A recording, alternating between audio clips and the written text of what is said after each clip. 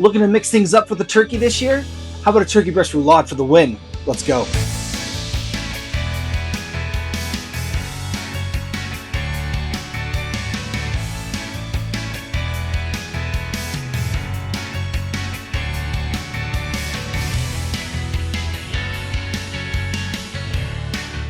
What's up, everybody? Welcome to Chronicles Chef. I'm Scott Hamilton, and today we are making a turkey roulade. So delicious. Pretty simple to make. We're going to make a sage pesto, mix in some cranberries, use a cranberry cheese, all sorts of fun stuff. Wrap it all up so it's beautiful and gives you these great kind of spirals. And to top it off, we're of course going to make some gravy. Let's get cooking. First thing we're going to start with is making our pesto. Now, you can make a pesto from scratch. All the more power to you. I am just going to take a already made pesto to make my life easy. And I'm going to do probably about 1/4 cup of pesto. And I'm then just going to mix in some sage that I chopped up like this. And I'm just going to mix probably the whole thing. We're going to mix all that sage in there. And we're not going to put any of the sage anywhere else. It's all going to go in here. So we're just going to give this a nice little mix. And that's going to give us our kind of like sage pesto. We're really just looking for a nice paste that we can spread on our turkey. Doesn't look all that pretty, and that's okay. Woo. But, oh, it smells phenomenal. The basil is still strong, but that sage is going to come in beautifully. So I have a whole turkey breast. It was like pre-brined, all that kind of fun stuff. We're going to take the backbone out and we're going to debone the entire thing. So first things first, I'm going to take these I'm going to take these kitchen shears and we're going to just kind of cut out the backbone here, make life a little bit easier to work with all the other things. Nice break. There we go. There it is. These are the ribs over here. We just want to make sure that we're leaving as much of that turkey breast intact. Okay, there it is. Just need that to break. There we go. There we go. Got the back out. I'm going to throw it in this pot. I'm going to save everything. I'm going to use all sorts of scraps and everything. We're going to make a quick, easy stock for a stuffing that I'm going to do in another video. So be on the lookout for that video to see how this stock turns out that we're going to start now. Back to our turkey. We don't need our kitchen shears anymore. I'm going to pull out my knife. And this is, we're just going to follow the rib cage, get it to a spot where we can then just kind of peel everything out. So I'm just going to start here. We want our knife to be running right as close to this, all these bones in here as possible. A sharp knife is going to be the ultimate game changer for doing this. Okay, there we go. There it is. I'm going to flip it over on this side, do the same thing. Let's go right along these ribs. There it is. See if there's a bone. Nope. Okay, we're good.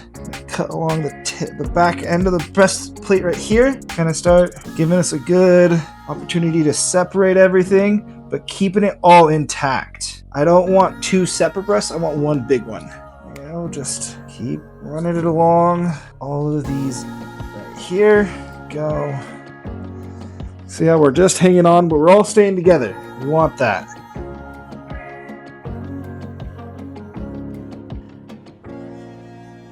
There we go. Okay. All that meat, all that stuff, gonna go in our stock pot. Okay, we're gonna take out one of the tenderloins and we're gonna fill this gap. So, and see how in the middle of that skin, we've got a little bit of space. So we're gonna go ahead and fill that guy in. You can pound this out thinner if you want, but I'm not going to. But I am going to slightly butterfly this half. It's just going to give us a little bit more kind of meat and everything to work with. It's going to kind of even things out. The biggest thing is when we're doing a roulade like this, we want to make sure that we kind of create an even piece of meat, as even as we possibly can, so that it can all cook together similarly. I'm going to take this tender out. We're just going to cut this guy pretty much all the way in half. It's going to be thinner. That's going to be okay. I'll lay him over the top here and then into here. And then we've got this side butterflied out. There we go. All right, now that we've got our turkey breast all laid out looking beautiful, we're going to hit it with some salt. Hit it with some pepper. Then we're going to go ahead and hit it with our pesto. We're just gonna kind of mush this all around. And it doesn't need to be like a perfect coating because this is all gonna roll in on itself. So it's gonna have all sorts of flavor everywhere. It's gonna be a-okay. Oh, that smell is already absolutely beautiful and intoxicating. There we go. All right, now I got some prosciutto. I'm gonna lay down this prosciutto. It's gonna kind of help keep things together. Add a little fat to this turkey breast. And this is from Creminelli. They're based out here in Utah. So it's a fun little local product. It's really good. I think it's a great prosciutto. You can see it's nice and delicate. And it doesn't need to be perfect. I wish that I did have like 2 more slices though. That would have been nice. But it's all good. I'll lay that out perfectly, just like that. Next in our little stuffing situation here, we're gonna do some arugula. Add some nice pepperiness. There we go. I've got some craisins and some honey candied pecans. This is like one of those salad bag topping mixers. I had craisins and that's what I was going for. Then I had some fun nuts into it and I was like, sure, why not? We can do that. We also got that whole package rolled into there. And then this is a Wensleydale cranberry cheese. It's kind of like a cheddar that wants to be a blue cheese. It has that like kind of blue cheese crumbly feel. A little nutty, but the cranberry's a little sweet. It's really buttery. It's really good. So I said, hey, why not? Let's mix this into here. I usually love to do like a blue cheese, walnut, arugula. And I was like, yeah, we'll lean in on the cranberry a little bit. Why not? So this is 1/4 pound of this cheese that we're just gonna sprinkle throughout. There we go. Oh yeah. That's good. Oh yeah. All right, now for the fun part. Let's get rolling. So we're gonna go ahead and pull this. We're gonna go this way, and we're just gonna tightly press and roll. And now, and on this part right here, I'm gonna there it is. I'm gonna break the skin free, and I'm gonna leave about half of the skin so that we wrap the skin all the way around. It's gonna help kind of keep things nice and tight. So we're just gonna keep pulling the skin back here down as we continue to wrap this guy up. One of our tenderloins over here is trying to pop out. We're just gonna give him a little stuff back in there. There we go. Do another roll here. Tuck it in. That way, so now we can take the skin, we can wrap it all the way around. The ends here, we just kind of want to tuck in. All right. It doesn't look pretty now, but I promise you it's gonna be real pretty and delicious. All right, I'm just gonna kind of work my fingers under the skin over on this side because we do want to put some butter underneath that skin. Oh yeah. Oh yeah. All right. This is gonna be extra good because apparently I don't have any butcher's twine, so we can't tie this guy up. So we're just gonna stuff it together and hope for the best. All right, we got my hands washed. I cheated the system and I just bought a stick of this garlic herb butter.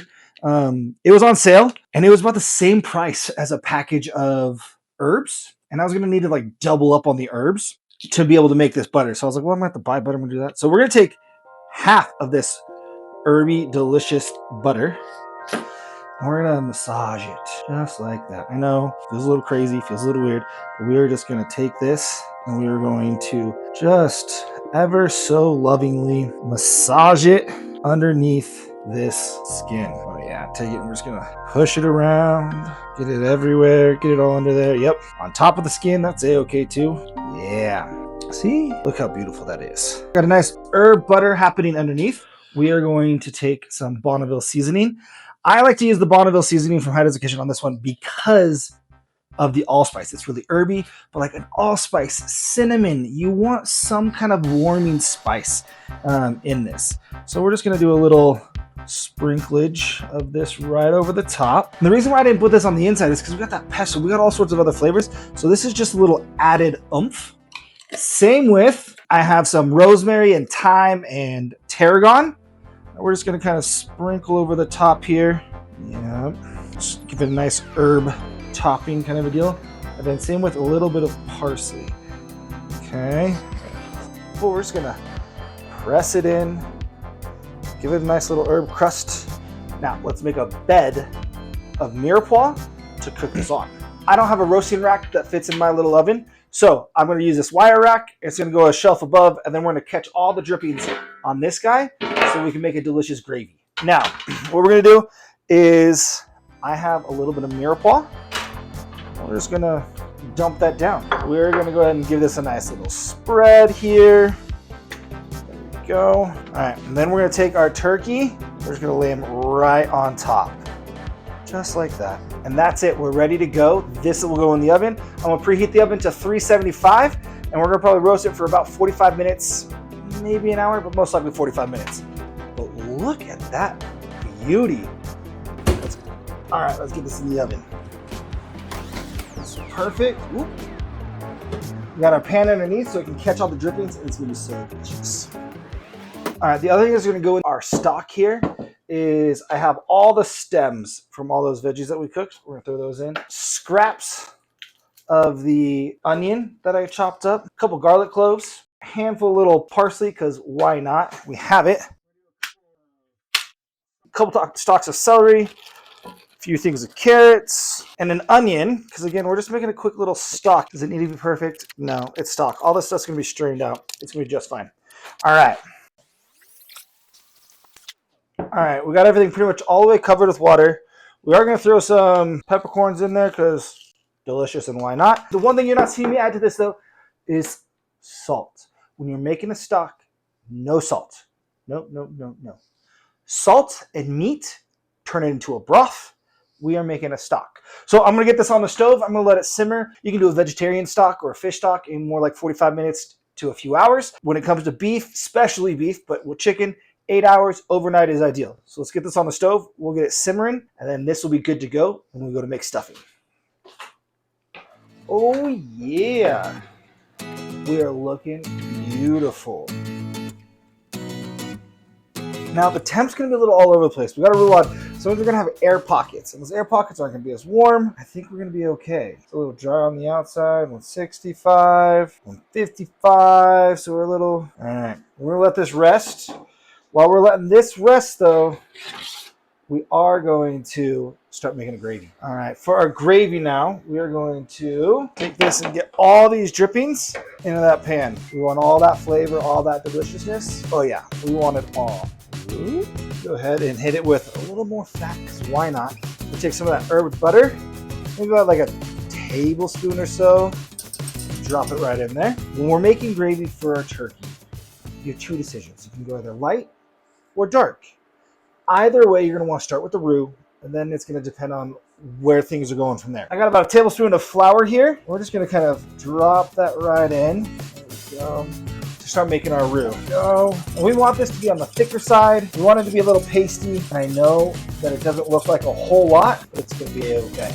We do have our stock over here. We are gonna steal from it, but it's not going to be very strong on the poultry side of things. That turkey bones still haven't broken down enough to give us a good sauce. So we're going to use this liquid, and then we're going to beef it up with some chicken bone broth. But we're going to go ahead and snag a little. And we're going to do 2 little ladlefuls here. Start giving that a whisk.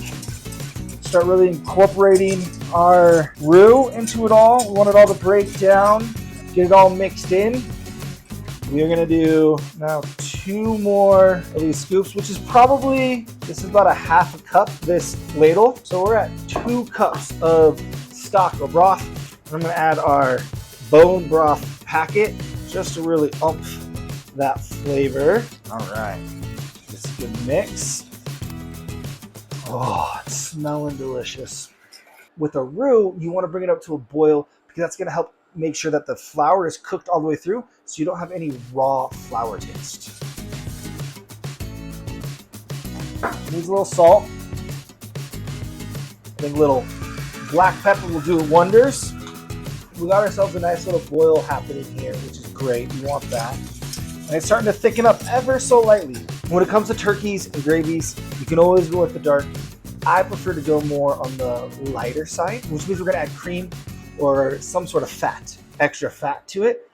To me, turkey can be so lean that you want that extra fat to help carry the flavors, to help keep things nice and moist. So we're gonna do half and half.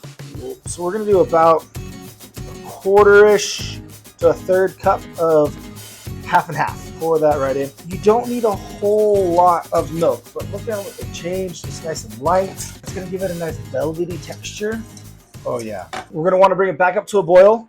Let all those flavors get together, hang out, enjoy each other, make friends, thicken up. Oh yeah. This is delicious. Oh, homemade stock. Love it. Because we can, you know? Little dipsies.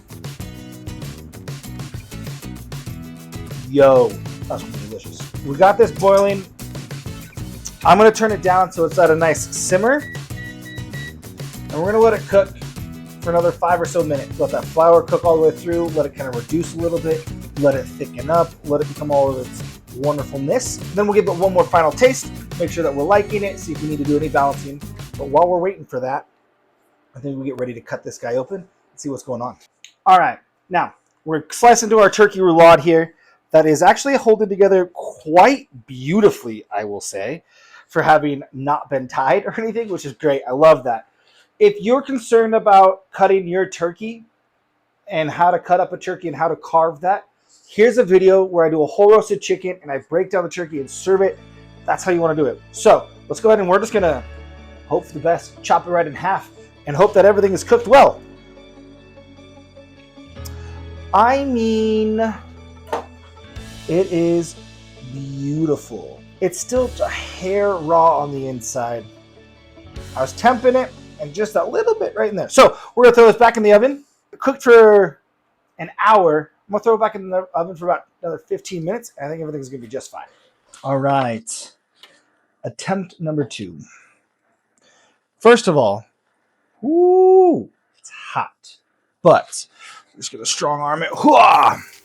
Can we talk about real quick just how pretty the roulade turned out? Thickness is pretty even all the way through. We love that. Okay.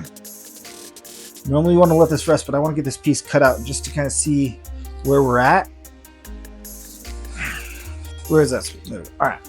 We're gonna keep burning my fingers off. There we go. We're cooked all the way through now. Don't worry. That's an onion. Yeah.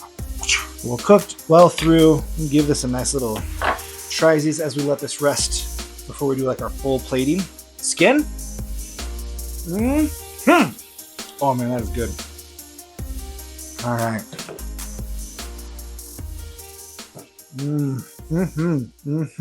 Oh man, you get the sweetness. You get all those herby flavors. Let's get a little piece with you can see there's cheese, there's walnuts, there's arugula, prosciutto, everything's here. The smiley face. Yo, fire. Woo! That is delicious. Our gravy is nice and delicate. Oh. Oh man. Buttery, smooth. Okay. I could snack on this all day. Let's get this plated up. We're just gonna do one big slice. Okay. Beautiful. Oh my goodness. That is absolutely gorgeous. Take our gravy here that is looking beautiful. Okay. Take this. And we're just gonna ladle some down. And we take our beautiful roulade here and drop it right on and a little shaky shake. Let that gravy kind of go where it needs to go. And boom. That's what we're talking about.